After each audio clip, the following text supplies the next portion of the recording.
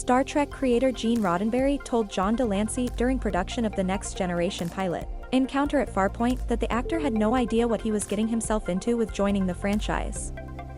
35 years later, de Lancie can't help but chuckle at the accuracy of the statement. Star Trek: Picard once again beamed down Thursday with the premiere episode of the second season, The Stargazer, arriving on Paramount+.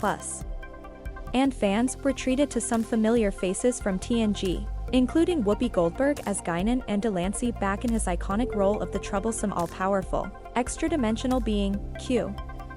In an interview with The Hollywood Reporter prior to the premiere, de Lancie admitted he was as shocked as anyone when the request came for him to once again reprise Q, one of Star Trek's most popular antagonists.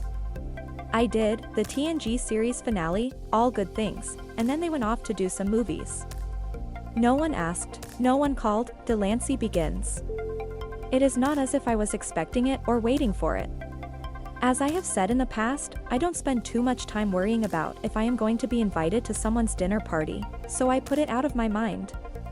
And then one day, my agent called and said, they would like to have you on Picard and want you to go over to Paramount for a chat." The actor's mind began to swirl with what he called infinite possibilities, knowing better than anyone that a storyline involving Q had zero barriers. So, de Lancie took the meeting and shortly thereafter found himself across from Picard showrunner Terry Matalas. Their talk began with a single query from the actor, whose costume as Q in TNG was a bit of a monstrosity. "I said, I just have a preliminary question, you're not putting me in tights again, are you?" de Lancie says. And Terry goes, "No, no, no." I said, "Okay. We can proceed." Of course, the actor had several more questions about how his character would be handled and was impressed by everything he heard. I asked how they were going to deal with the age and that type of stuff.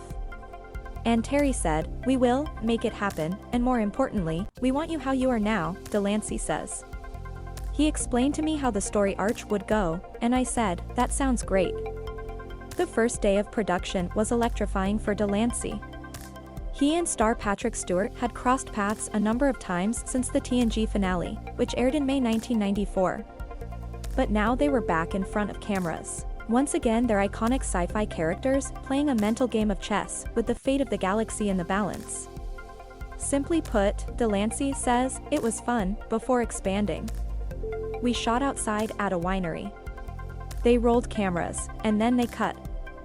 And unbeknownst to me, Terry had come up from the studio to see that first shot.